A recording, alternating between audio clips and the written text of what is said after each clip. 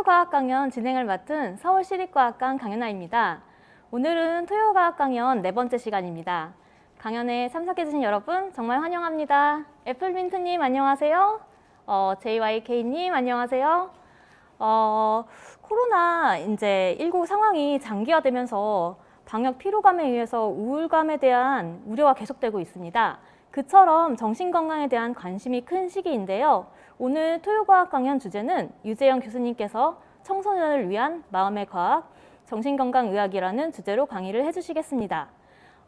유재영 교수님께서는 현재 카톨릭대학교 서울 성모병원 정신건강의학과에서 근무 중이시며 청소년기 자해행동 신경학적 예측 지표 발굴과 ADHD 및 틱 장애의 뇌영상에 대해 연구하고 계십니다. 그럼 큰 박수로 우리 유재영 교수님 모셔볼까요? 교수님 안녕하세요. 안녕하세요. 오늘 강연 반갑습니다. 다들 되게 관심이 많으셔가지고 사전 질문이 굉장히 많았어요. 네. 질문을 이렇게 살펴보니까 이제 아이들을 어떻게 대해야 좋을지 생각하는 학부모님들이랑 그다음에 자기가 이제 정신건강의학과 의사가 되고 싶은 학생들이 질문을 많이 해주셨는데요. 오늘 강연으로 이런 궁금증을 좀 풀 수 있을까요? 네. 성심껏 답변해드리고 같이 한번 그 궁금증을 풀어보겠습니다. 자, 그러면 바로 이제 강연을 시작해 보도록 하겠습니다. 네.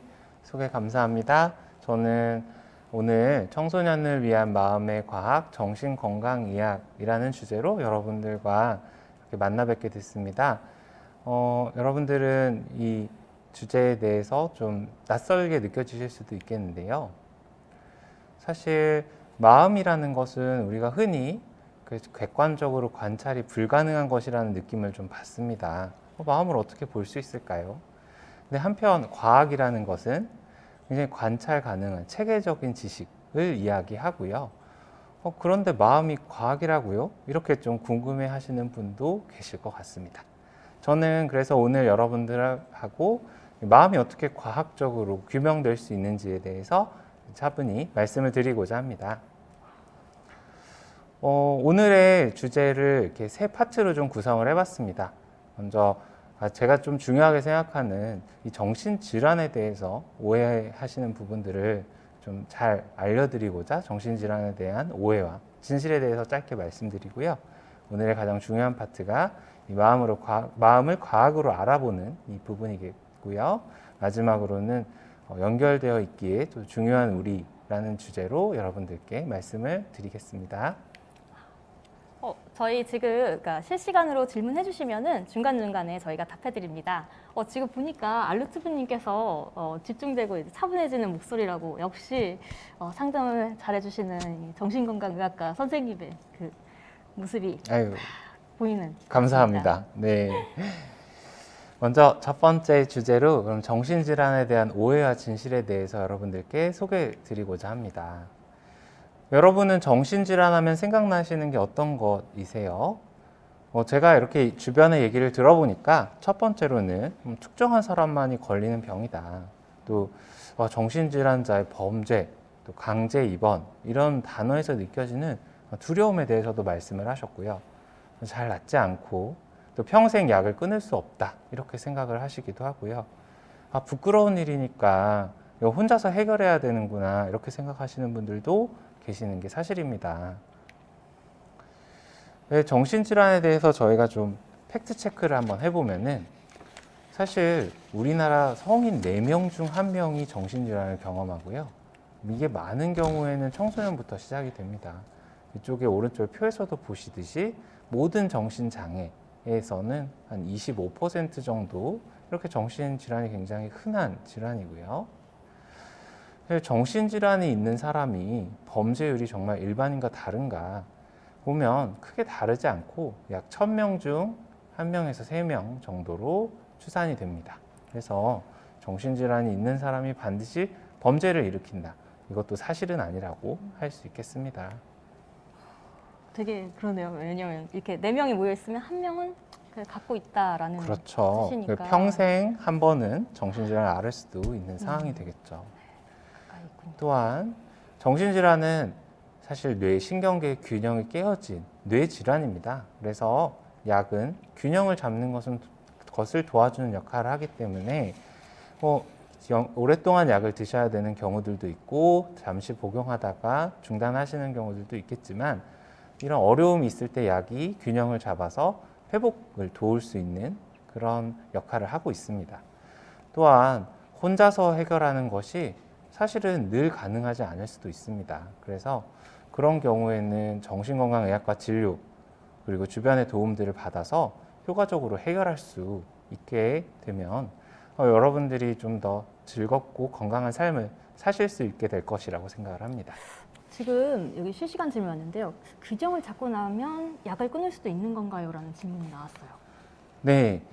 모든 분들이 이제 약을 다 중단할 수 있는 것은 아닐지 몰라도 또 상당한 부분들은 좀 문제들이 해결이 되고 균형이 맞춰진 이후에는 서서히 약을 줄여가면서 언젠간 좀 끊게 되는 경우들도 보게 됩니다. 저도 정신과 의사로서 진료하다 보니 그런 경험들이 몇 차례 좀 있었습니다. 네. 그래서 사실 정신질환이 있으면 많은 부분들이 이렇게 변화되게 됩니다. 예를 들어서 우울장애를 저희가 본다면 생각의 경우에는 집중도 어렵고 자꾸 자기 탓을 하게 되고 한 가지 생각이 떠오르면 그걸 곱씹어서 계속 떠오르게 하기도 하고요. 희망이 없다 이렇게 생각하시는 경우도 있고 어떤 지각, 우리가 주변에서부터 들어오는 자극을 받아들일 때도 주변에서 비난하는 느낌이나 부정적인 시선을 먼저 파악하게 되는 경우들이 있고요. 감정에서는 우울이나 슬픔, 또 낮은 자존감이나 죄책감 이런 것들을 경험하실 수 있겠고 반응성에서는 주변의 사소한 일들에도 짜증이 증가되거나 할 일을 놓치거나 흥미가 좀 떨어지는 일들도 생깁니다. 또한 신체적으로도 식욕이 감소해서 몸무게가 감소되거나 설명이 어려운 통증, 피로감, 또 수면의 문제들도 생기기도 하고요.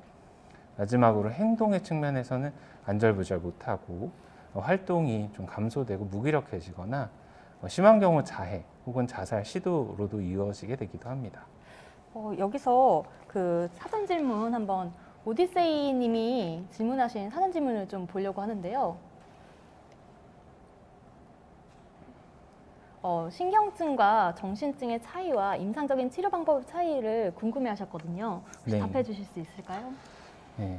먼저 정신증에 대해서 말씀드리면 정신증은 현실에 없는 자극, 예를 들어서 환청이나 환시, 좀 없는 소리를 듣거나 없는 물체나 형상을 보는 것들을 흔히 이야기를 하고 또 주변에서 나를 괴롭힌다던가 나를 쫓아온다던가 내 몸에 이상하게 생겼다던가 이런 생각들이 아주 공고해지는 망상들을 의미하기도 합니다. 그래서 이런 정신증이 있을 때 상당히 또 괴로워하시고요.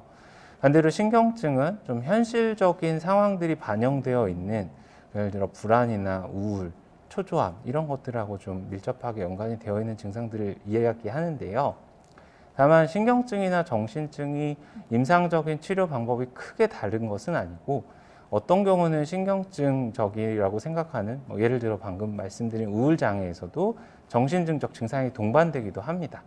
그런 경우들이 있기 때문에 약물과 또 상담을 통해서 뇌에 깨어진 균형들을 잘 잡아주고 어려움들을 지지해 주다 보면 치료되는 그런 부분들을 많이 확인할 수가 있습니다. 지금 보니까 아까 약물 얘기를 하셨는데요. 약을 먹다가 끊으면 효력이 떨어지냐라는 질문이 들어왔어요. 효력이 반드시 떨어지는 것은 아닙니다만 어떤 경우에 좀 오랫동안 증상을 방치해 두는 경우에는 이 약이 그 효과가 기대했던 것보다 좀 못한 경우도 보게 됩니다. 그래서 그럴 경우에는 원래 쓰던 약의 용량보다 더 많이 쓰게 되기도 하고요. 일단 치료를 시작한 이후에는 효과가 충분히 나올 때까지 꾸준하게 치료를 받으시는 게 또 약의 용량도 줄일 수 있고 효과를 볼 수 있는 방법이라고 생각합니다. 그리고 어린 시절부터 정신 건강을 좀 안 좋게 알았으면 치료가 더 어려운지에 대해서 아무래도 어린 시절에 정신질환을 앓는 경우에는 자신의 기질도 좀 취약한 경우들도 있겠고, 혹은 어린 시절에 좀 유년기에 좀 안 좋은 경험들, 뭐 학대나 트라우마 이런 경험들이 관련돼 있을 수 있기 때문에 그 경우에는 치료가 조금 더 어려운 것이 사실이기는 합니다. 그렇군요. 네. 제가 좋아하는 슬라이드인데요. 사실은 증상이 나타날 때까지는 마음이 이렇게 나름대로 최선을 다해서 버티는 중입니다. 이 얇디-얇은 이 마지막 동아줄이 끊기는 순간이 정말 정신질환으로서 인해서 여러 가지 어려움들이 생기는 순간이겠죠. 하지만 그 전에도 여러 가지 변화들은 선행에서 나타나기도 합니다. 그럼 우리가 이런 정신질환이 있을 때 어떻게 도와줄 것인가? 저는 크게 3가지 정도로 좀 말씀을 드리고 싶은데, 치료에 참여하는 거. 나 혼자서 견디는 것보다는 여러 사람의 도움을 얻고, 특히 전문가의 도움을 얻어서 약을 복용한다던가 상담을 받아서 해결하는 방법이 있겠고요. 또 지금 너무너무 힘든데 무리해서 무언가를 하는 것보다는 적절한 휴식, 그리고 이완을 통해서 내가 다시 회복할 수 있는 힘을 기르는 것이 중요할 겁니다. 또한 연결되어 있기라고 표현을 하는데요. 이 부분은 제가 마지막 파트에 조금 더 자세하게 설명을 드리도록 하겠습니다. 그러면 오늘의 좀 중요한 주제인 마음을 과학으로 알아보기, 이렇게 한번 좀 말씀을 드려볼게요. 마음을 들여다볼 수 있는 방법이 있을까요? 사실 마음을 관찰하는 방법은 끊임없이 변화해 왔습니다. 우리가 이제는 마음이 이 가슴이 아니라 뇌에 있더라, 이런 것을 좀 알게 됐는데요. 처음에 첫 단계에서는 정말 현상을 기록하고, 그 2번째 단계에서부터 이제 이 현상들로부터 공통 속성을 찾기 시작했습니다. 그래서 이때부터 소위 정신질환의 분류 체계라는 것이 시작이 되었고요. 또 그와 병행하기도 하고 조금 뒤에 잇따라서 나타나는 것이 뇌외상, 뇌 상처를 입은 분들에 대한 연구나 또 약물의 효과를 보는 연구들이 있었고, 그 뒤에는 최근 들어서는 뇌 구조나 기능을 검사하고 개인별의 차이를 규명해서 정신질환, 마음의 문제를 뇌과학적으로 규명하고 있습니다. 예전에 있던 기록들을 한번 살펴보면요, 아주 옛날에 고대에는 정신질환을 마귀나 귀신이 들었다고, 죄송합니다. 네, 마귀나 귀신이 들었다고 이렇게 생각을 했었죠. 그래서 굿이나 주문, 부적, 퇴마의식 이런 것들을 시행하기도 했었고요. 이제 마술적이고 종교적으로 생각을 했었고, 막연하게 이렇게 두려움을 가지는 경우들도 많이 있었습니다. 또 17세기 이전만 해도 히포크라테스 많이들 알고 계시죠? 이 의사의 어떤 덕목에 대해서 잘 말씀하셨던 이분도 사체액설이라는 것을 얘기를 했었는데요. 여기 보면 점액, 황담즙, 피, 흑담즙 이런 식으로 좀 나눠서 각각이 생산하는 장기가 이렇게 정해져 있고, 기질도 그것에 따라서 점액은 끈기, 황담즙은 변덕쟁이, 피는 다혈질, 흑담즙은 우울질, 이런 식으로 좀 생각을 했던 적도 있었습니다. 정확하지는 않아도 이때부터 벌써 이게 우리 몸의 어떤 부분하고 관련이 있지 않나, 이런 생각들은 있었던 것 같습니다. 하지만 다시 중세 암흑 시대로 들어가면서 이 마귀, 악마 이런 얘기들이 또 많이 나오고, 종교 재판, 화형, 수용, 감금 이런 문제들이 인권 침해로서 계속 나타나고 있었죠. 하지만 1800년대 들어서 프랑스의 필립 피넬이라는 이분이 수용되어 있던 정신질환자를 해방하고 인격적인 처우를 해야 된다고 주장을 하셨고, 비슷한 시기에 독일의 요한 크리스찬 라일이라는 분도 정신질환의 의학으로 정의를 좀 이렇게 내리게 돼서 더 이상 그 사람들을 낙인 찍지 말자, 이렇게 운동을 펼치기도 했고요. 여러분들이 이제 최근에 들어보신 분들은 아마 이런 분들일 겁니다. 1900년대 이후에 정신질환을 분류한 분으로서 에밀 크레펠린, 또 폴 블로일러 이런 분들이 좀 정신질환의 분류를 시행을 하셨고, 또한 심리, 문화, 사회적 배경 이런 것들을 해석하는 것은 지금은 프로이트, 칼 융, 알프레드 아들러 이런 분들이 큰 공을 세우셔서 현재의 정신질환으로 조금 더 탈바꿈하게 되었습니다. 정신질환 분류 체계라는 것이 최근에는 DSM이라고도 하고요. 미국 정신과 통계 및 편람이라고 하는 이런 책으로 구성되어 있는데 사실 여기 나와 있는 한 예, 우울장애 예처럼 이렇게 되어 있습니다. 거의 매일 우울한 기분이고 거의 매일 사는 재미가 없고 즐거움이 없고 또 체중 조절하지 않지만 체중이 감소되거나 증가하거나 혹은 식욕 감소 증가가 있거나 또 불면증이나 과다 수면이 있거나 생각 행동 속도가 지연되거나 초조하거나 또 거의 매일 피곤하거나 기운이 없거나 매일 무가치감을 느끼고 죄책감을 느끼는 경우 또한 사고나 집중력의 감소, 우유부단함, 반복적인 죽음에 대한 생각, 구체적인 계획 이런 것들이 없이도 반복된 자살 사고가 있거나 혹은 자살 시도, 구체적인 계획들이 있는 경우를 이렇게 9개로 나눠서 얘기를 하고 있고요. 이 중에 증상들이 2주 이상 지속이 돼야 되고 9가지 진단 기준 중에 5개 이상은 만족해야 되고 진단 기준 1 혹은 2 좀 우울한 기분이나 즐거움이 없는 것들이 반드시 있어야 된다고 얘기를 하고 있습니다. 그래서 이런 분류 체계는 사실 그동안에 많은 환자분들이 이런 어려움들을 갖고 있을 때 어떤 특성을 지니는지를 잘 관찰하고 그걸 분류하면서 이렇게 변화되게 된 것이겠죠. 하지만 그와 동시에 여기 머리를 다치신 분이 또 있어서 이 부분에 대해서 굉장히 열심히 연구했던 학자들도 있습니다. 이 분은 피니어스 게이지라고 하는 분인데요. 철도 노동자로서 부지런하고 책임감 있게 일을 하시던 분인데 어느 한날 사고로 이 눈을 통해서 이 뇌를 관통해서 두개골 위쪽으로 철근이 삐져나오는 이런 사고를 당하셨습니다. 요즘은 좀 이런 사진을 잘 찍지는 않지만 약간 그로테스크한데 자기가 꽂혔던 이 철봉을 이렇게 들고 계시고요. 이렇게 눈도 한쪽이 좀 손상되신 것을 확인하실 수 있겠습니다.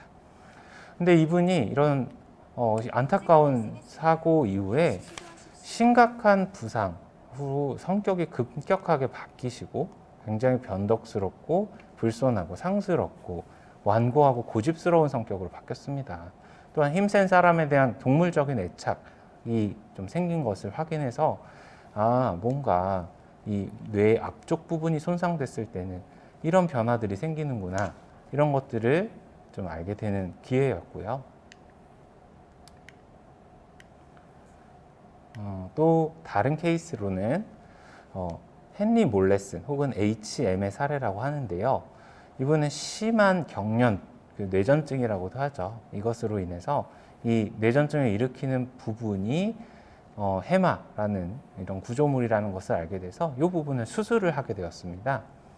근데 수술을 한 이후에 이렇게 해마가 텅 비고 나서는 수술 전에 오래된 기억들은 잘 유지하지만 새로운 사건은 기억을 못하고 다만 지능, 운동 능력, 아주 짧은 기억에는 큰 문제가 없는 것을 확인할 수가 있었습니다.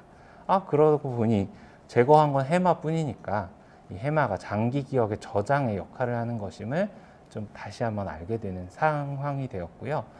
이로부터 이런 뇌가 각 부위가 서로 다른 역할을 할 수 있겠다. 이런 것들을 좀 알게 되는 기회가 되었었죠. 또 한 가지 중요한 발견은 새로운 약물이 시작이 된 겁니다. 원래는 프랑스 의사 라보리라고 하는 분이 이 클로르프로마진이라고 하는 수술 시 진정제라는 것을 어떻게 하다 보니 정신건강의학과 있는 그 사람들에게 사용을 하게 됐습니다. 대체로는 너무너무 이렇게 좀 공격적이거나 과도하게 사람들한테 좀 공격적인 행동을 보이는 분들한테 투여를 해서 진정 효과를 보고 싶었던 거죠.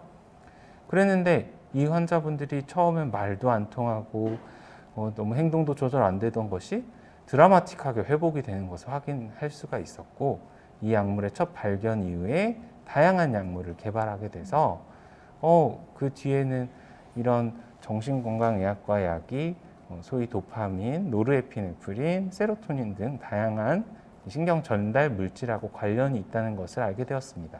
그래서 저희가 지금 사용하고 있는 약들이 사실 이 최초의 약의 발견 이후로 여러 가지 방면으로 개발돼서 지금 현재까지 사용이 되고 있습니다.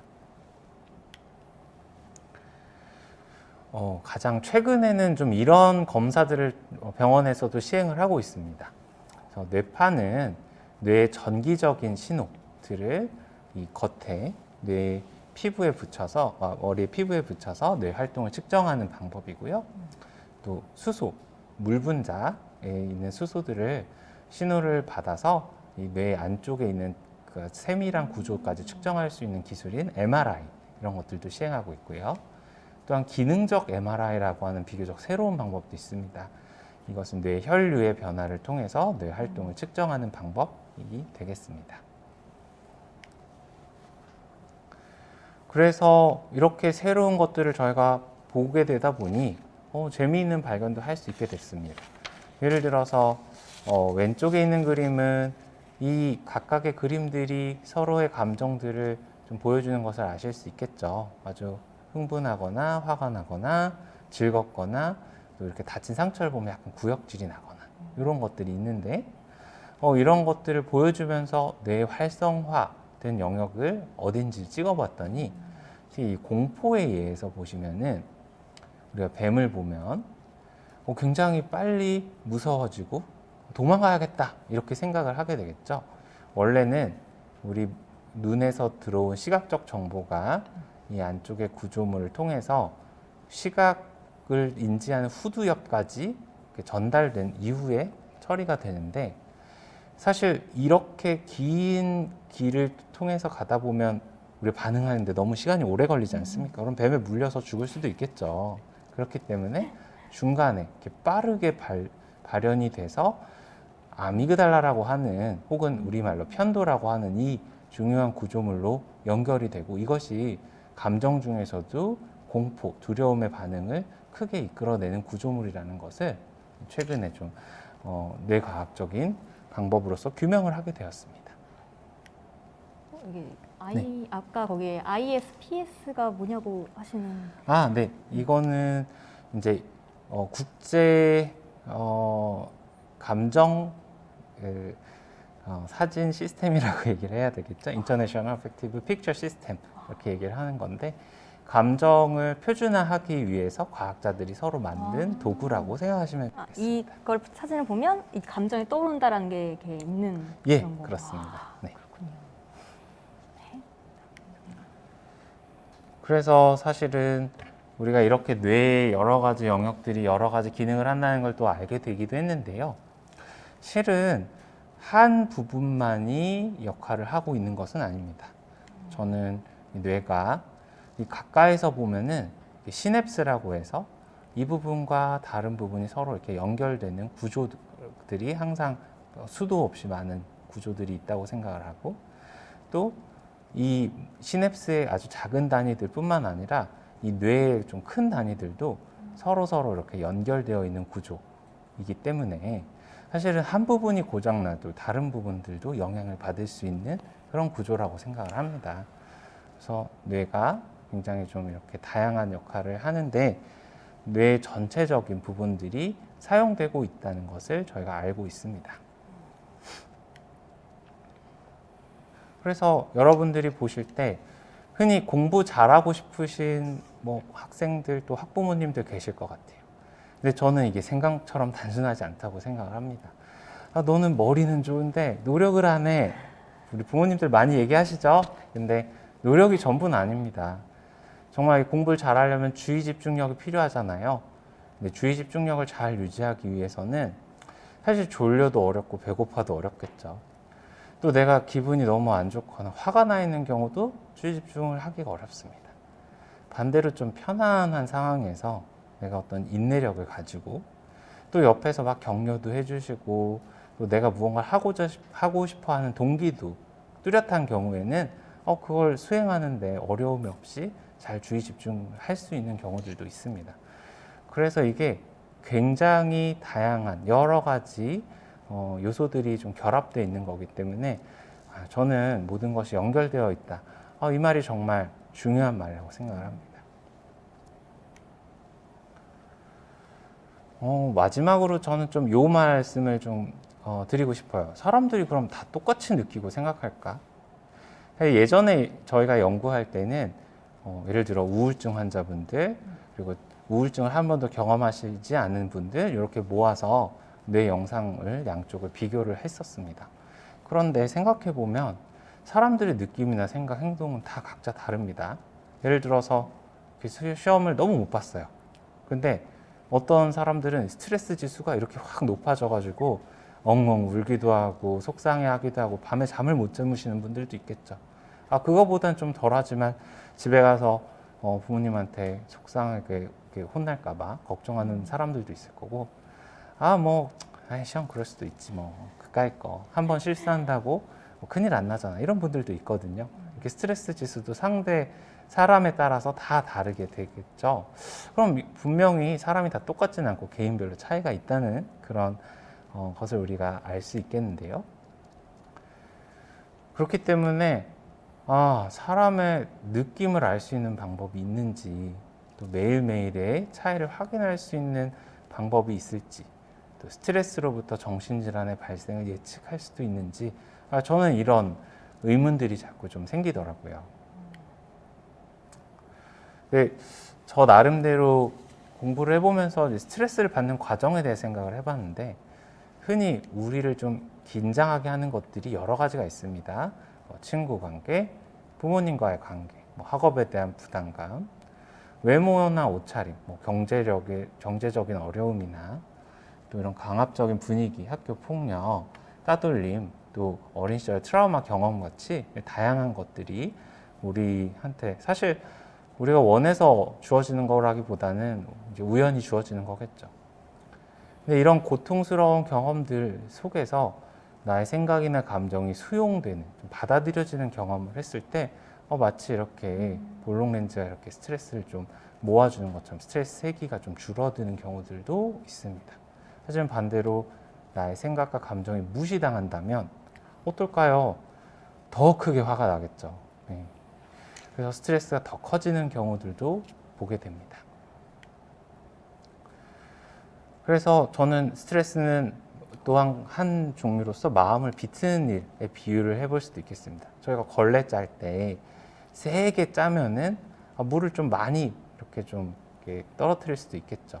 그래서 그렇지만 꾹 참고 이렇게 세게 힘을 줄 때는 손이 무척 아프겠죠. 계속하면 힘들고 굉장히 쉽게 지칩니다. 저는 이래서 한번 이 짤 때 생각해 보시라고 하거든요. 몇 분이나 짜실 수 있을까요? 한 번에. 몇 분 정도 오래 해보실 수 있을까요? 한 3분, 5분? 3분, 5분. 네. 굉장히 길게 이렇게 하시네요. 예를 들어서 저희가 격투기 이런 것들을 봐도 네. 한 라운드가 3분, 길면 5분 정도거든요. 오. 그 얘기는 사람이 굉장한 공포 속에서 긴장된 상황에서 버틸 수 있는 게 최대한 그 정도, 5분 내외 정도라는 걸 생각해 볼 수 있는 거고요. 그렇기 때문에 여러 번 힘을 주었다 풀면서 저희가 물을 실제로 짜죠. 손도 좀 덜 아프고 힘이 들어도 회복할 시간이 좀 있잖아요. 마음에 대해서도 저는 그렇게 생각을 합니다. 꾹 참고 강한 긴장 상태로 지내면 한순간 그때는 잘할 수 있겠죠. 예를 들어 시험 볼 때 계속 밤새고 공부하면 잠깐은 시험 볼 때는 도움이 될 수도 있습니다. 하지만 그때 계속 긴장 상태가 지속되니까 마음이 힘들겠죠. 이게 만약 계속 지속된다면 어떨까요? 마음이 지쳐서 아무것도 하고 싶지 않게 되겠죠. 그렇기 때문에 저희가 해볼 수 있는 건 여러 번 긴장을 줄 수밖에 없지만 또 다시 풀면서 목표에 도달할 수 있는 게 가장 좋을 것 같고, 그러다 보면 마음의 아픔이 계속 지속되는 건 아니고 마음이 지칠 때도 좀 휴식을 취할 수 있는 시간이 있기 때문에 그게 좀 도움이 될 것 같습니다. 그래서 스트레스가 사실은 이 긴장과 이완을 조절하는 자율신경에 굉장한 영향을 많이 줍니다. 이 증상으로서는 우울, 불안, 두통, 두근거림, 울렁거림, 수면이 어렵거나 공황 증상, 또 자행동, 자살 생각 여러 가지로 이렇게 나타날 수가 있고요. 반대로 이 긴장 이완 조절의 자율신경 변화를 저희가 잘 탐색할 수 있는 도구들도 있어서 심박 변이도라고 하는 도구를 제가 최근에 사용을 해서 이 심장 뛰는 속도가 얼마나 변하는지 확인을 함으로써 이런 긴장 이완 조절의 자율신경 변화를 규명해 보고 있습니다. 저희 그 사전 질문 중에 범위 AI님이 질문이 있었는데요. 지금 그거하고 약간 관련된 그런 거라서 청소년들이 불안과 우울을 느끼는 이유가 호르몬 변화 때문인가요? 라는 질문을 해주셨는데요. 혹시 네. 관련이 있을까요? 사실 청소년기에 이 여러 가지 발달이 일어나고 또 변화가 많은 시기잖아요. 그렇기 때문에 이런 호르몬 변화가 분명히 영향이 있고 그 호르몬에는 아까 말씀드린 신경 전달 물질도 관련이 돼 있습니다. 또한 아까 보여드린 것처럼 내가 예상치 못한 이런 스트레스를 받았을 때 대처하는 방법이라던가 이런 것들도 중요한데 사실 청소년기에는 대처할 수 있는 방법에 대해서 아주 많이 익숙하게 알지 못하는 경우들도 있어서 좀 이렇게 한번 해보았는데 실패하면 바로 이렇게 실망하거나 좌절에 빠지는 경우들도 많이 봅니다. 그러다 보면 좀 더 우울이나 불안에 좀 취약해지는 것 같아요. 어리기 때문에 그런 방법을 모르고 그게 더 심화되는 경우가 있다라는 네, 거군요. 그럴 수 있죠. 네. 그리고 서유님께서 또 사전 질문 해주셨는데요. 정신질환은 뇌기능 이상 때문에 생기는 것이 많다고 들었는데 심리적이거나 환경적인 요인이 어떻게 뇌 이상으로 이어지는 건가요? 라는 질문 해주셨습니다. 네. 방금 이렇게 보여드린 것처럼 스트레스나 이런 것들을 저희가 경험하는 상황들이 주어지고 그 상황에서 어떻게 대처가 되느냐가 내 뇌에도 계속 학습이 되게 됩니다. 네. 뇌는 사실 굉장히 효율적인 학습 기관이거든요. 그래서 우리가 엘리베이터를 탈 때 10층에서 5층으로 이사를 간다고 하면 계속 이렇게 나도 모르게 10층을 잘못 누르는 경우들이 생기잖아요.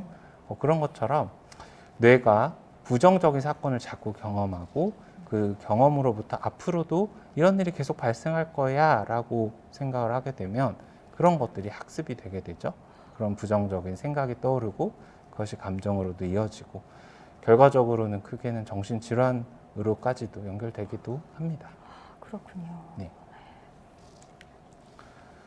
그래서 지금 현재 연구 중인 프로젝트를 잠깐 소개를 드리면 저는 이렇게 뇌과학이나 정신건강의학 쪽에서 좀 있는데 아까 말씀드린 이 심박변이도라는 이 지표들을 일상 상황에서 모아서 거기서부터 자율신경계 변화들이 과연 자해 행동, 청소년기에 좀 많은 친구들이 좀 경험하고 있는 이 문제들을 어떻게 좀 예측할 수 있는지를 확인하고자 하고 거기에 따라 이 핵심 컨텐츠를 제공을 해서 아이들을 좀 도와주고 싶은 마음들이 있습니다.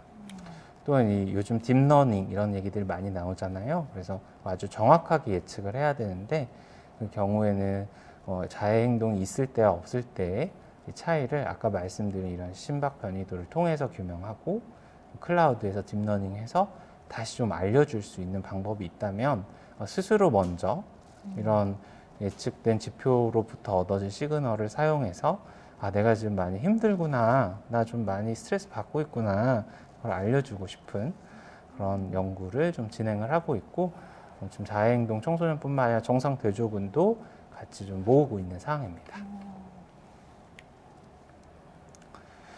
정신건강의학과에서는 여러 가지를 좀 해볼 수 있겠지만 사실 가장 첫 번째 단계에서는 나의 마음 상태와 스트레스 요인들을 같이 점검을 하고요. 또 치료의 계획을 수립하고 도와주게 됩니다. 약물 치료도 하고 상담 치료도 할 수 있고요. 또 기능을 회복하고 즐거운 삶을 살 수 있게 도와줍니다.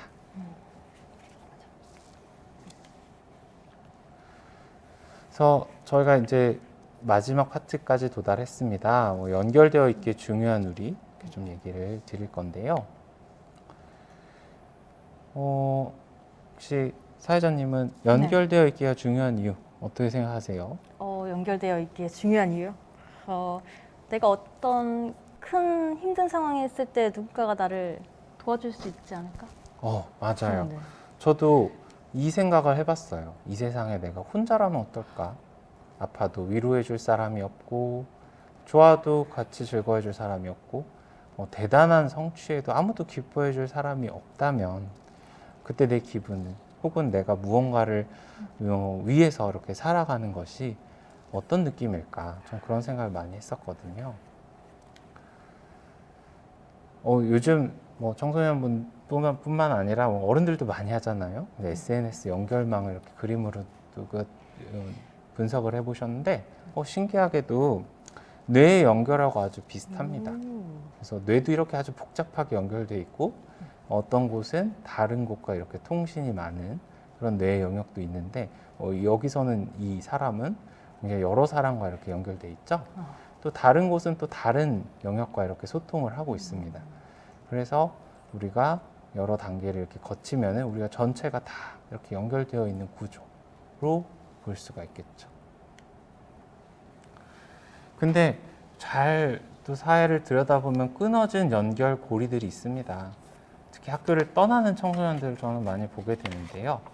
2018년도에 학교 밖 청소년 실태 조사를 해봤더니 학교를 그만두는 가장 큰 이유 중에 하나가 학교 다니는 게 의미가 없어서라는 대답이 가장 많았었고요. 이게 거의 고등학생 1년에 한 6천에서 7천 명 가까이 된다고 합니다. 아니, 학교 다니는 게 의미가 없다. 이게 참 여러 가지 복합적 의미일 수 있을 것 같거든요, 저는. 그래서 제가 보면 공부가 싫어도 친구가 좋아서 혹은 뭐 선생님이 좀 관심을 보여주기도 하고 혹은 가면 그래도 심심하지는 않아서 어떤 경우는 급식이 맛있어서 학교에 가는 친구들도 있거든요. 근데 따돌림이나 학교 폭력, 그래서 친구 관계에 기대할 곳이 없으면 선생님이 내가 오든 안 오든 별 관심이 없으면 부모님은 그저 성적에만 관심 보이고 나는 심리적으로 지친데 잡아줄 사람이 없으면 결과적으로 이 친구들이 학교를 떠나게 되는 것을 확인할 수가 있습니다. 그러고 보니 사전 질문에 박재희님께서 올려주신 질문인데요. 코로나 이후 좀 더 같이 사는 어울림에 관한 이슈가 더 대두되고 있습니다. 지금 이 내용하고 받는 것 같아요. 이제 코로나 때문에 학교를 못 가니까 이제 친구 관계도 어려워지는 것 같고 혹시 극복 방안 있으실까요? 네. 맞습니다. 사실 저도 오늘 이렇게 마스크도 쓰고 비대면으로 여러분들과 소통하는 게 참 안타까운 일이고 만나서 좀 더 한 분 한 분의 사연도 들어보고 도움을 드릴 수 있으면 좋겠는데 이 참 코로나라는 질환 자체가 우리를 참 이렇게 멀리 있게 만드는 것은 사실입니다. 근데 사실 코로나가 전염되는 것이 더 큰 생명의 위협이니까 저희가 이 사실을 인정하는 건 꼭 필요한 일이고요. 방역 수칙도 잘 따라야 될 것 같기는 합니다. 다만 가까이 있는 사람들, 특히 가족들하고는 정말 좋은 시간들을 실내에서라도 잘 보내셔야 될 것 같습니다. 요즘 짧은 영상 제작이라던가 가족끼리 할 수 있는 작은 목표 성취 이런 것들을 좀 만들어 봐서 그 계획들 실천하는 것들도 있겠고요. 실내에서 간단한 홈 트레이닝 같은 것들 해볼 수도 있고 또 규칙적인 생활을 하는 거 굉장히 중요합니다.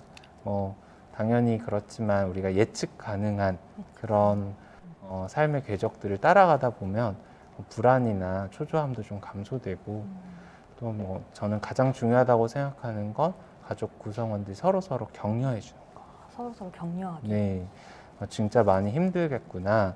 또 친구들을 그렇게 만나서 놀지 못하니까 어디가 좀 많이 우울하거나 외로울 수도 있겠다. 서로 감정을 인정하고 수용하는 그런 말들이 상대한테 굉장히 좀 따뜻하게 들리고 아까 말씀드린 것처럼 스트레스 좀 줄여줄 수도 있겠죠.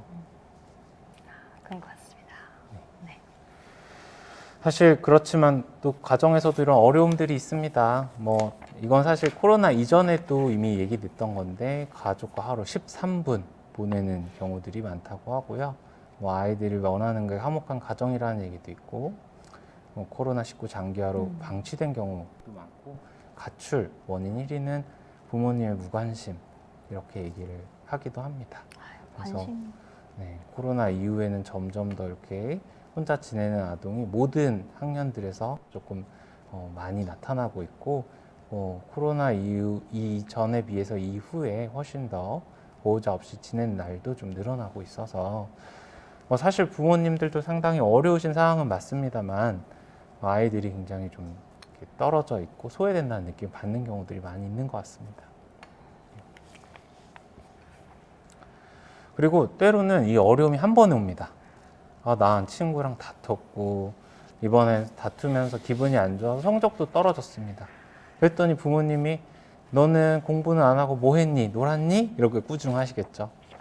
그러면 근데 하필이면 그때 제 동생은 너무 성적을 잘 받아오는 거죠. 그러면 아니 동생은 이런데 형이 돼서 누나가 돼서 뭐 어떻게 이럴 수가 있냐 이렇게 얘기를 하기도 하고요. 아까 그 다툰 친구가 다른 친구를 막 이렇게 끌어들여서 사이버 폭력을 막 시행하기도 합니다. 그래서 뭐 내가 가진 SNS 계정에 욕을 한다던가 또 협박을 한다던가 이런 경우들도 있거든요. 근데 이게 한 번에 다 찾아온다고 생각을 해보세요. 얼마나 괴로움이 크겠어요. 그래서 그런 친구들이 사실 자해나 자살의 문제까지도 이르게 되기도 하죠. 근데 저는 그래서 정말 잠시만 시간을 내서 단 한 명이라도 들어주는 게 굉장히 중요한 것 같습니다. 뭐 들어주는 것도 굉장히 여러 가지 방법이 있습니다. 그냥 말없이 들어주기만 해도 사실은 괜찮습니다. 고개를 이렇게 끄덕여 주시는 거. 네. 그리고 추임새 넣어 주실 때는 아 그랬구나. 아 네가 그렇게 생각했구나. 그렇게 느꼈구나. 이렇게 말씀해 주시면 좋고요. 또 그런 상황이라면 그럴 수밖에 없었겠다. 상황을 잘 들어보고 네가 어쩔 수 없었다라는 걸 인정해 주는 것도 마음을 참 이렇게 가볍게 해주는 말입니다.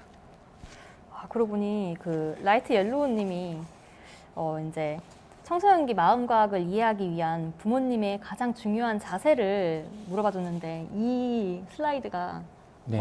맞는 말인 것 같아요. 네, 이 부분들을 잘 시행하시고 저는 제일 중요한 건 그런 것 같습니다. 부모님이 그렇다고 또 아무 말씀도 안 하시라는 건 아니고요.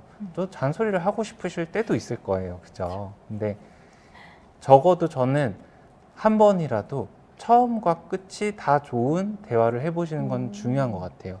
그러니까 시작은 이렇게 시작하셨다가 잔소리로 끝나는 경우도 있거든요. 그러면 별로 효과적이지 않은 대화법이 되겠죠. 그러니까 처음도 저렇게 좀 시작을 잘 하셨다면 끝까지 그냥 이해한다, 너의 선택을 지지한다, 너를 기다린다 이렇게 좀 얘기를 해주시면 정말 좋겠죠. 되게 좋은 말씀입니다. 네. 또 이미 힘들어하는 각자의 그 친구들이 있을 거예요. 아까도 처음 말씀드렸지만 자신의 어려움을 누군가한테 이야기하는 건 참 쉬운 일은 아닙니다. 저도 그렇고요.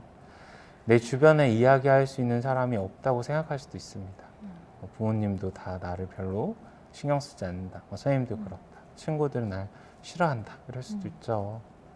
하지만 아무리 생각해봐도 혼자서 해결하기 어려울 때도 있습니다. 그러면 가장 쉬운 해결책 중에 하나라고 생각하는 게 내가 떠나는 거, 내가 자살하는 거 이렇게 생각하는 경우들도 있겠죠. 근데 정말 가까운 사람한테 일단 먼저 도움을 청해 볼 수도 있겠지만 가까이 신뢰할 사람이 없다면 전문적인 상담을 받는 것이 반드시 좀 추천되겠습니다. 이 얘기도 저는 굉장히 좀 중요한 것 같아요. 약한 고리가 체인 전체의 강도를 결정한다. 여러분들 우리가 함께 사는 사회잖아요. 근데 사회의 어떤 부분들이 약해져서 그 부분들이 일종의 정신질환으로 이렇게 표현될 때 사람들이 굉장히 꺼려하고 싫어하는 경우들도 있습니다. 저 친구는 좀 나랑 친하면 안 될 것 같아. 저건 이상한 사람들이 꼭 생기는 일이야. 이렇게 생각한다 보면 사실 점점 이 체인들이 붕괴가 되고 사회 전체적으로도 연결 강도가 약해질 수밖에 없겠죠. 우리가 약한 고리들을 잘 살펴봐주고 또 관심을 가져주고 그 사람들을 수용해주고 또 일어설 때까지는 사실 기다려줄 필요도 있습니다. 치료를 시작한다고 해서 바로 다음에 갑자기 못 가던 학교를 잘 가게 된다던가 공부를 잘하게 된다던가 내 할 일을 잘 챙길 수 있는 건 아니에요. 점차적으로 목표들을 달성할 수 있게 기다려주는 것도 필요합니다. 그러다 보면 우리 사회 전체적인 이 체인의 강도가 튼튼해지고 서로 건강한 사회 속에서 안정감을 느끼면서 살아갈 수 있을 거라고 저는 생각을 합니다. 그래서 제가 오늘 대부분의 말씀은 드린 것 같고요. 여러분들이 도움을 청할 수 있는 방법을 모르실 것 같아서 이렇게 좀 가지고 온 슬라이드가 있습니다. 학교 내에서도 뭐 학교 선생님이나 또 위클래스, 교육청, 위센터 이런 곳에서 상담을 신청할 수 있고요. 아주 위급한 순간 긴급 전화 서비스도 있어요. 청소년 위기 응급전화 1388, 정신건강 위기 상담 전화도 있고요. 또 최근에 이 소아청소년 정신의학회에서 만든 다 들어줄게라는 24시간 상담 가능한 실시간 상담 서비스가 있습니다. 그래서 SNS나 문자 서비스로도 가능하니까 사용을 해보시면 좋을 것 같고요. 당연히 이제 지속적으로 좀 도움을 받으실 때는 청소년센터, 정신건강복지센터, 병의원 이런 곳들도 찾아보시고 저희 이제 이 학회나 ADHD를 또 열심히 진료하시는 선생님들이 이렇게 좀 정보들을 제공하기 위해서 만든 사이트들도 있으니까 같이 한번 이용해 보시면 좋을 것 같습니다. 네, 여기까지 좀 말씀을 드릴게요. 네네. 그리고 저희 이번에 사전 질문하고 이번에 실시간 질문 이렇게 들어온 거를 조금 섞어가지고 하도록 하겠습니다. 우선은 실시간 질문으로 들어온 거 여기 이승현님께서 틱장애도 정신질환일까요? 진료를 봐야 하는지 집에서 지켜봐도 되는 건지 여쭤보셨습니다. 네, 사실 틱장애 요즘 많이 있습니다. 틱장애가 일종의 질환은 맞고요. 정신질환 중에서도 이제 신경 발달 장애 일종이라고 봅니다.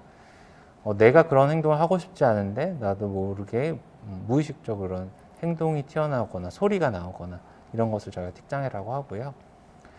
이 역시 치료를 하면 좀 나아질 수 있는 부분들이 있습니다.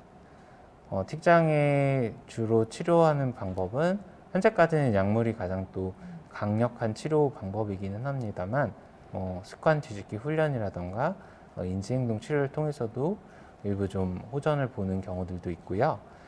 근데 증상이 심하지 않은 경우에 또 지켜보기도 합니다. 왜냐하면 이 틱장애 자체가 계속해서 똑같은 강도로 있는 게 아니라 좋아졌다가 나빠졌다가 하는 질환이라서 증상이 너무 나를 통증을 만들거나 나의 행동을 방해하거나 친구들이 놀림 등으로 괴롭히지만 않는다면 잠시 지켜보는 것도 가능은 합니다. 그렇군요. 그 다음에 사전 질문 한번 갈게요. 동규빠님께서 지금 사전 질문 해주신 건데요. 정신과 의사들은 의사들 같은 경우에는 이제 환자를 이렇게 상담하다 보면은 정신과 의사들도 좀 힘든 경우가 많을 것 같은데요. 이제 별도의 프로그램이 마련되고 있는지. 네. 일단 개인적인 접근으로서 정신과 의사들끼리 심리 상담을 시행하는 경우가 한 가지 있겠고요. 또 저희가 집단 슈퍼비전이라고 얘기를 하는데 이제 내 사례, 내가 어려움을 겪었던 상황들에 대해서 이야기를 하고 그 상황을 다른 선생님들이라면 어떻게 다루었을까에 대해서 의견을 교환하는 그런 자리들도 마련이 되어 있습니다. 그래서 아마 정신 건강을 위한 상담은 좀 그런 식으로 대부분 이루어지는 걸로 알고 있습니다. 그렇군요. 선생님께서도 혹시 한번? 네. 저도 사실 이제 저희는 그 메신저로 집단으로 이렇게 좀 얘기를 나누는 방도 있고요. 네, 그리고 병원 내에서도 뭐 전공의 수련이나 또 저희 교수님들끼리 회의하는 시간들이 있거든요. 그런 시간들을 활용해서 이제 내 환자에 대해서 좀 고민해보고 도움을 줄 수 있는 방법들을 같이 연구하고 있습니다. 그렇군요. 그리고 많은 분들이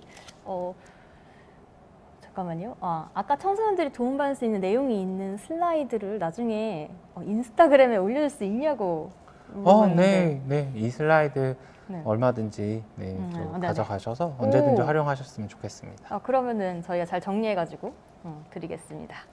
그리고 세르벨님께서 개인의 성향에 따라 정신질환 발생률이 다를 수 있냐라는 질문을 해주셨는데요. 네. 성향이라는 말이 이제 타고난 유전적인 부분이냐고 얘기를 하신다면 저는 당연히 그럴 수 있다고 생각을 하고요. 뭐 안타깝지만 사람이 100명 있으면 100명의 생김새가 다 다르듯이 정신질환도 어떤 경우는 조금 더 취약한 기질을 타고난 경우들도 있습니다. 또 심각하게도 얘기했을 때는 예를 들어서 부모님이 나를 학대한다고 해서 모든 사람이 다 우울증에 빠지거나 외상후 스트레스 장애에 빠지거나 그런 건 아니거든요. 그러니까 어떤 분들은 좀 그런 경험을 하기도 하지만 그걸 잘 이겨내시는 분들도 있습니다. 그래서 개인의 성향도 좀 관련은 있고요. 하지만 개인의 그런 어려움들이 있을 때는 저희들이 언제든지 옆에서 좀 도와드리고 싶습니다. 그리고 왕도원님께서 사람마다 스트레스를 좀 탄력적으로, 그러니까 스트레스 덜 받을 수 있는 방법이 있을지 혹시? 네. 근데 이 역시도 사람에 따라 굉장히 다른 것 같습니다. 그러니까 어떤 분들은 운동을 하면서 즐거움을 얻는 분들도 있지만 어떤 분들은 그렇지 않은 경우들도 있잖아요. 그래서 너 운동하면 좋은데 왜 운동 안 하냐, 이렇게만 할 수는 없는 부분인 것 같고, 각자가 좋아하거나 각자가 과거에 조금이라도 즐거움을 느꼈던 순간들을 한번 떠올려 보세요. 아마 거기에 중요한 힌트들이 숨어 있을 것 같습니다. 그렇군요. 이거 보니까 다들 스트레스에 대한 질문이 엄청 많은 것 같아요. 딱 보면은 혹시 스트레스 진짜 어떤 상황에서도 안 받는 사람도 있고 그럴까요? 제네시스 X님이 네. 물어보셨는데. 스트레스를 안 받을 수 있을까요? 사실 저는 지금도 이 앞에 서는 게 굉장히 저한테 두근거리고 긴장되는 일인데, 스트레스라는 게 아예 없는 상황은 솔직히 저는 없다고 생각을 합니다. 우리가 무언가를 안 하고 있는 상황에서도 생각으로라도 스트레스를 받을 수 있잖아요. 다음 달에 중간고사인데, 아니면 내가 뭘 해야 되는 상황인데 왜 아직도 안 하고 있지? 혹은 남들과 비교하는 생각, 이런 것들도 나한테 스트레스를 주기도 하잖아요. 스트레스를 좀 낮추거나 도움을 받으려면 저는 자신의 마음을 잘 관찰하는 게 굉장히 중요하다고 생각을 합니다. 근데 네. 처음부터 마음을 관찰하는 게 좀 어렵다 보니까 먼저는 주변을 잘 관찰하는 게 필요한 것 같아요. 네. 예를 들어서 우리 이런 별거 아닌 물병이지만 이 물병도 저희가 자세히 들여다보면 생각지 못한 것들 발견하기도 하거든요. 혹시 사회자님은 여기에 이렇게 약간의 무늬가 있는 거 알고 계셨어요? 아니요, 전혀 몰랐는데요. 네, 이렇게 삼각형 다이아몬드 무늬들이 어. 이렇게 있는 것들이 네. 굉장히 좀 낯설고 새롭게 느껴지는 것들이 분명히 있습니다. 그래서 먼저는 내 주변을 잘 관찰하고, 그 관찰하는 것들이 다시 이제 내 신체 감각에는 좀 어떤 것들이 있는지 한번 더 관찰해보고, 그러다 보면 마음을 들여다보는 것도 점차 익숙해지시게 될 겁니다. 말루튜브님이 지금 되게 재미나는 얘기를 했는데, 스트레스 받으면 안 받으면 그것도 병 아닐까요? 다들 힘들어하는데 스트레스 하나 넘으면 민폐 캐릭터가 될 가능성이 높다고 네. 해주셨네요. 그러게요. 좀 다른 사람들과 다르게 느낄 수는 있겠지만, 네. 세상에 정말 다양한 사람들이 있으니까요. 저는 스트레스를 덜 받는 건 어떻게 보면 좀 강점일 수도 있겠다는 생각도 들기도 합니다. 네. 그러면 스트레스는 좀 긍정적인 영향을 미치는 건 없을까요? 라고 전다현님께서 하셨네요. 네. 약간의 스트레스? 긴장감? 그쵸. 예를 들어서 내일 시험을 본다. 그런데 아무런 불안을 느끼지 않는다면 어떻게 될까요? 그러면 오늘도 게임하고 탱자탱자 놀고 이러다가 막상 시험에 닥치면 무언가 잘할 수 없겠죠. 또 시험 시간에도 문제를 이렇게 빨리 풀어야 되는데 세워라 내워라 풀다 보면은 반도 못 풀고 내기도 하잖아요. 그러니까 스트레스라는 게 꼭 나쁜 영향만 준다는 건 아니고 양쪽의 측면이 다 있습니다.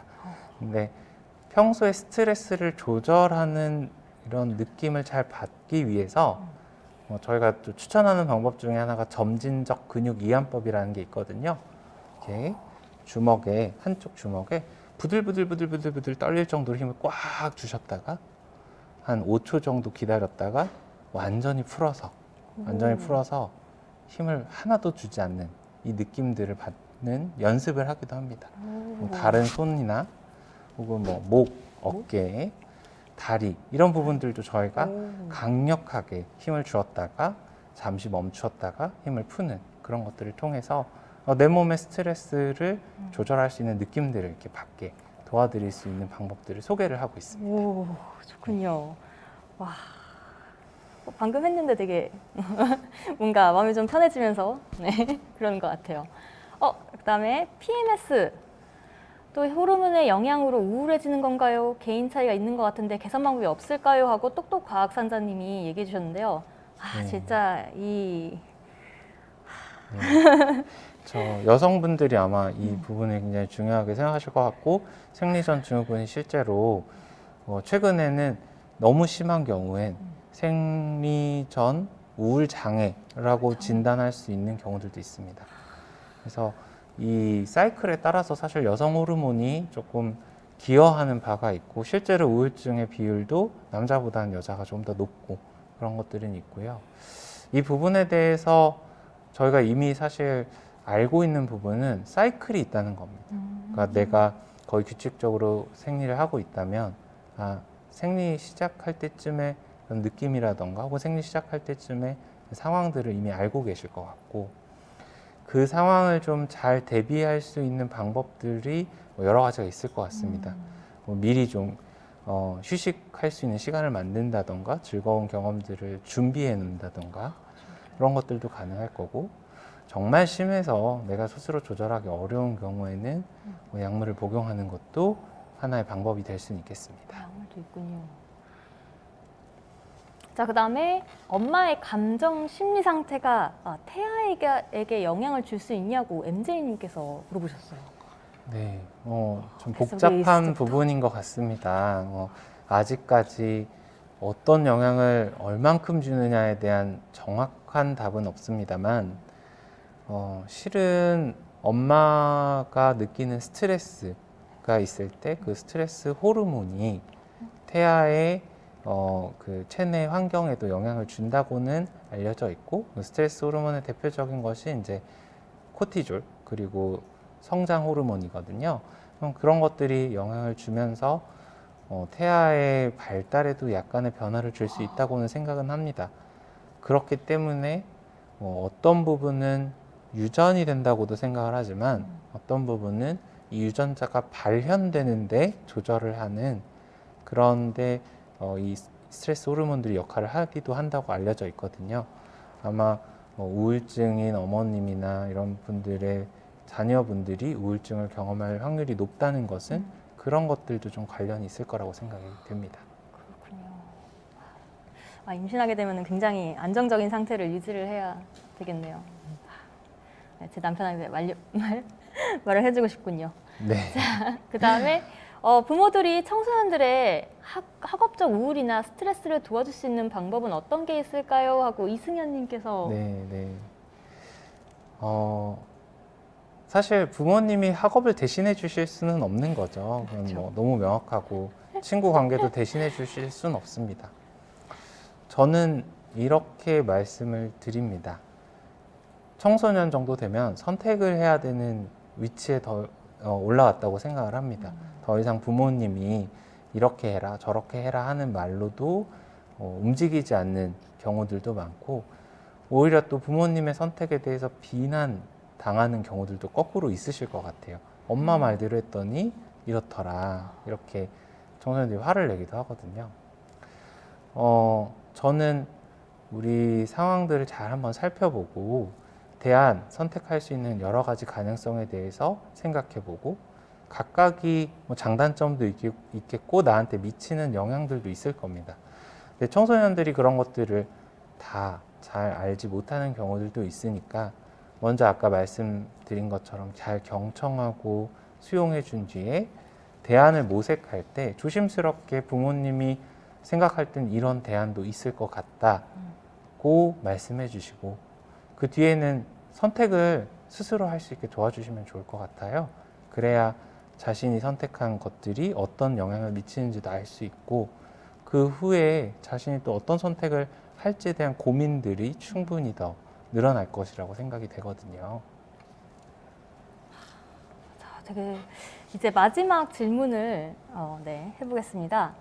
빅데이터 정보를 기반으로 스트레스 정도를 알려주고 대처할 수 있게 해준다고 하셨는데요. 사람마다 스트레스를 받아들이는 정도가 다른데 이 부분은 어떻게 케어해서 관리가 되는 건가요? 하고 신학인님께서 질문해 주셨습니다.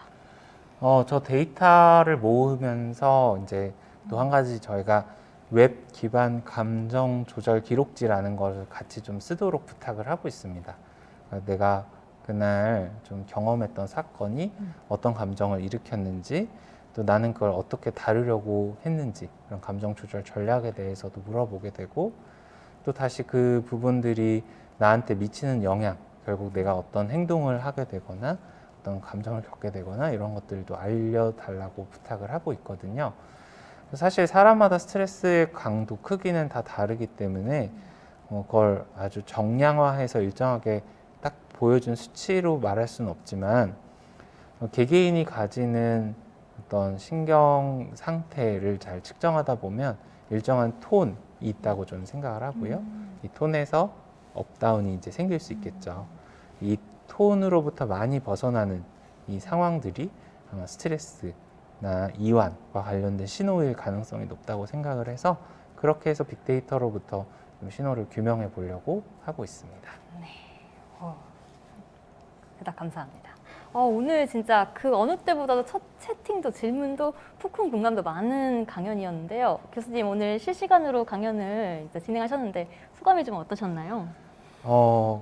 그렇게 보였을지 모르겠는데 저 사실 굉장히 많이 떨렸고요. 긴장도 많이 하고, 제가 이렇게 좀 실시간으로 진행하는 거에는 익숙치가 않아서 아까 저희 리허설 때는 굉장히 좀 걱정을 많이 했었거든요. 근데 그래도 이렇게 온라인으로지만 여러분들하고 소통할 수 있는 기회가 한 번 더 주어져서 정말 다행이고, 또 저한테도 새롭고 즐거운 경험이었고요. 온라인뿐만 아니라 또 다른 기회들을 통해서 여러분들과 이렇게 만나 뵐 수 있으면 참 좋을 것 같아요.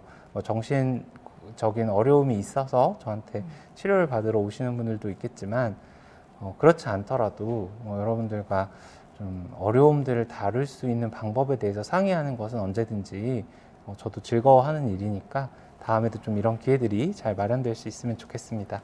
감사합니다. 긴 시간 동안 여러분 참여해주셔서 감사합니다. 자, 오늘 강연해주신 유지영 교수님께 다시 한번 큰 박수 부탁드립니다. 감사합니다.